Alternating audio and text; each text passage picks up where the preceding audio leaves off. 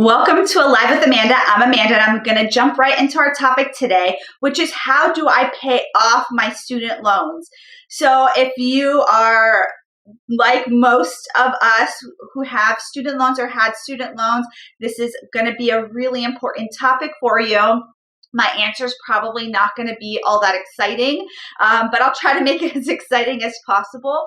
And so, student loans are a really big burden for a lot of people. We go to grad school, we're passionate about what we want to do, want to help people, we want to get out there, we want to start working, and then we get saddled with these student loans. And a lot of times people are not necessarily informed as to how much money they're taking and how that's going to impact them in the long run, or income-based programs just aren't really out there, or some, a lot of people work for nonprofits and they go to apply for forgiveness and it doesn't work. And so there's a lot of frustration around student loans. And so I'm going to talk to you about how to best pay them off, which is really just the good old-fashioned way of making sure that you do pay your student loans and that you pay them regularly and that you try to limit as many deferments as possible. And so, I just want to speak to people who are, struggling financially. Maybe you're just starting out, you're starting a private practice, or you have some kind of extenuating circumstances in your life that isn't maybe allowing you to make as much money as you would like. And so we really want to just take a moment to honor that. And I know that's a really big struggle. And unfortunately,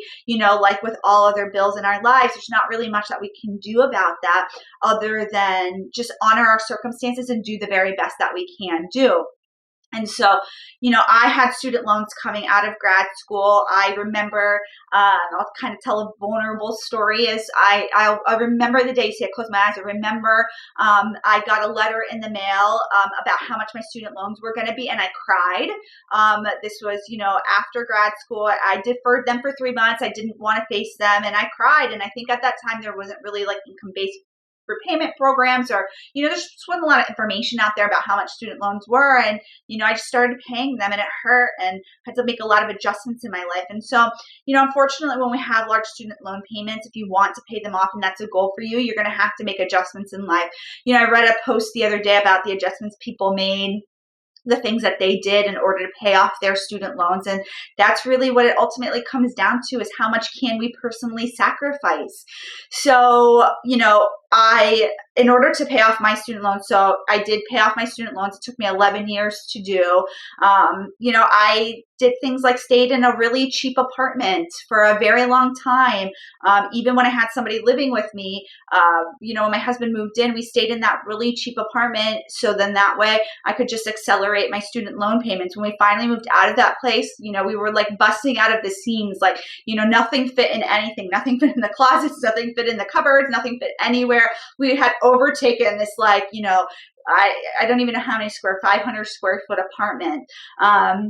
And so that was like a sacrifice that we made. There were, a lot of people talk about like making sacrifices in terms of vacations and making sacrifices in terms of going out to eat. And so unfortunately, a lot of the times, those are the sacrifices that have to be made if you're really serious about paying off your student loans. That if you are getting bonuses at work, that maybe you put it towards that.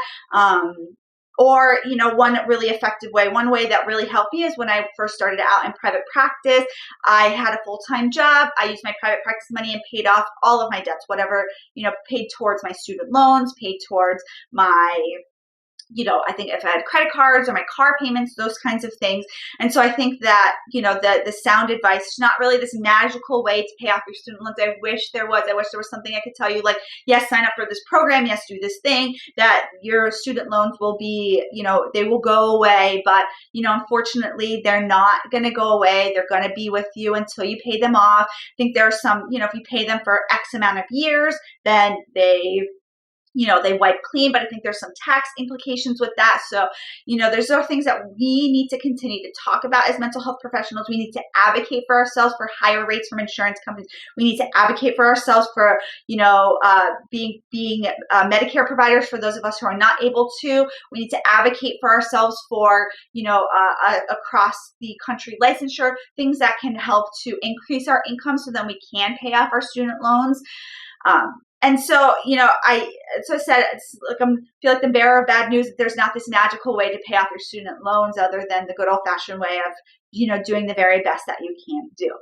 So I just want to take a moment to thank our sponsor, TherapyNotes. If you are looking for a full service electronic health record, somewhere where you can bill, somewhere where you can write your notes, take payments, really use this to help track what's going on in your private practice, I want you to take a look at TherapyNotes. And one thing that I would love to point out is their customer service. You can call them, get somebody on the phone, and they can walk you through anything going on. Anytime somebody in my office is like, hey, I have this issue, I'm like, just give them a call. They will help you if I can't, sort of solve it initially. So I just want to take a moment to give a shout out to TherapyNotes and especially talk about their customer service. So let's go back to student loans. So being in private practice can be a really great way to supplement your income, especially if you have a full-time job and you want to really pay off those student loans. You can make sure that you are, maybe private pay only or working only with the highest insurance payer. So then that way you're really getting the most bang for your buck. And then you can take that money that you're making every month and, pay down your student loans. When you do pay that off, that can be a huge relief. I do know a lot of people who are like, I'm in it till the end. I'm going to pay it for 25 years and see what happens. See if, maybe a presidential candidate or some kind of, body comes in and says, hey, we're going to give this relief towards student loans. Some people are just going to wait it out. And I think that is okay too. Some people can get on income-based repayment programs. So if you're able to do that, I would say, take a look at that. Sometimes that is not any, much cheaper than what your normal payments are, but just want you to empathize with you. I know student loans are, not fun. They put, a burden on an already tax system. And so I get it. I think we all get it. And so just do the very best that you can do and don't let your student loans, get you down too much as you can. And if you are drowning in debt, then maybe, it is time to talk to a professional. Maybe you want to talk to an accountant or financial advisor and see, what some of your options are around maybe that debt, maybe some options, to best manage all of your finances. So just want to say I'm here every Tuesday and Thursday live with Amanda at 3 p.m. Send me any questions to Amanda at AmandaPattersonLMHC.com or feel free to comment below and I will answer your questions for you. Bye, everybody.